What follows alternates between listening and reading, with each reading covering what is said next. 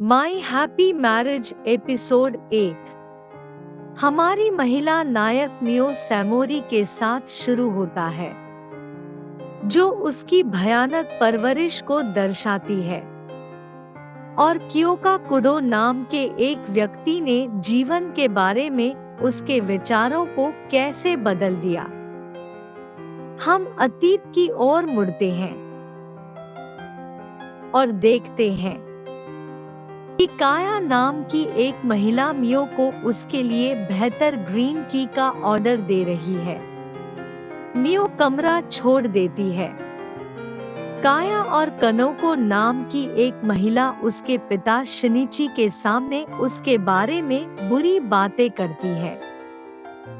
उसी समय मिस्टर तात्सुशी शिनिची के साथ बातचीत करने के लिए आते हैं,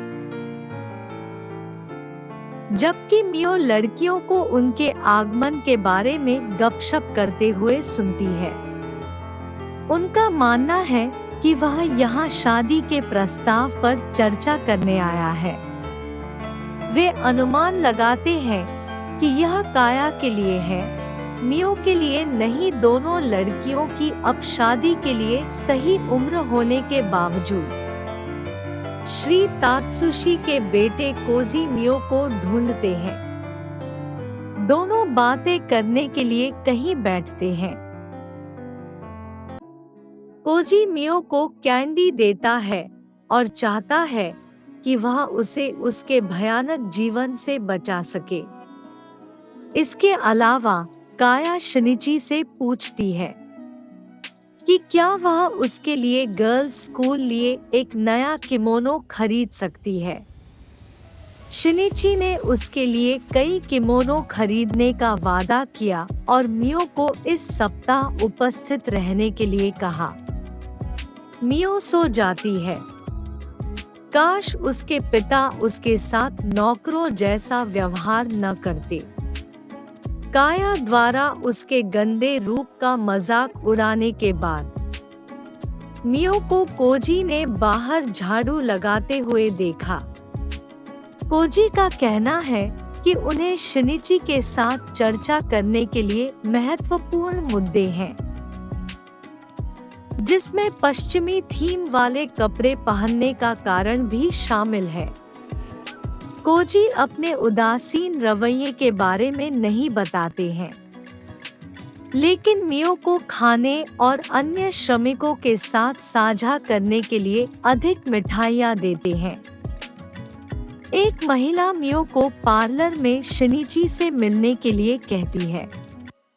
मियो कोजी से शादी का प्रस्ताव चाहती है, लेकिन वह अपनी उम्मीदें बढ़ाना नहीं चाहती। मियो आती है और कमरे में कोजी, काया, शिनिची और कनोको को देखती है। शिनिची बताते हैं कि वह कोजी को सैमोरी परिवार में शादी करने देंगे और सत्ता संभालने देंगे।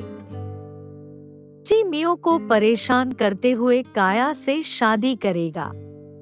शिनिची मियो से कहती है कि वह कियोका कुडो से शादी करेगी और कहीं और रहेगी। शिनिची मियो को अपना सामान इकट्ठा करने के लिए कहती है, क्योंकि वह कल कुडो के घर जा रही होगी। कोजी कमरे से बाहर निकलती है और देखता है कि मियो अकेले बारिश में खड़ी है। हम कोजी और उसके पिता के बीच फ्लैशबैक में चले गए। उसके पिता कोजी को बताते हैं कि वह काया से शादी करेगा। उन्होंने नोट किया कि उन्होंने मियो से काजुशी, उनके सबसे बड़े बेटे, की पत्नी बनने का अनुरोध किया था, इसलिए वह घर छोड़ देती है। हालांकि कोजी काया से शादी करने को लेकर रोमांचित नहीं है, लेकिन उसके पिता का कहना है कि उसे उनकी मांगें पूरी करनी होंगी। मियो अपनी मां के विचारों को शांत करने और उनसे अलविदा कहने के लिए उसके चेरी के पेड़ पर जाती है। कोजी मियो से स्थिति के बारे में पूछता है, लेकिन मियो उसे बताती है कि यह सब दुर्भाग्य है और वह किसी भी बात के लिए उससे नाराज नहीं होती है। काया उनकी चर्चा में बाधा डालती है। मियो ने कोजी को वर्षों तक उनके समर्थन के लिए धन्यवाद दिया और अपना सामान पैक करने के लिए निकल गई। एक महिला मियो को किमोनो देने के लिए उसके कमरे में प्रवेश करती है।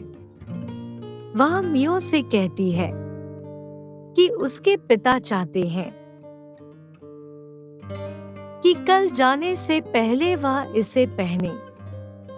महिला मियो को चेतावनी देती है कि कियोका एक क्रूर आदमी है और उसकी सभी मंगेतर उससे भाग गई हैं। मियो अपना किमोनो पहनती है, अपने घर को देखती है और विचार करती है। वह अपनी माँ के निधन, उसके दुखद बचपन और इस बिंदु तक जीवन के अन्य पहलुओं के बारे में सोचती है। मियो कियोका के घर पहुंचती है और परिवार के नौकर यूरी से मिलती है। कियोका को देखकर मियो को लगता है कि उसका जीवन बेहतर हो सकता है। एपिसोड का अंत मियो द्वारा कियोका के आकर्षक लुक की प्रशंसा के साथ होता है।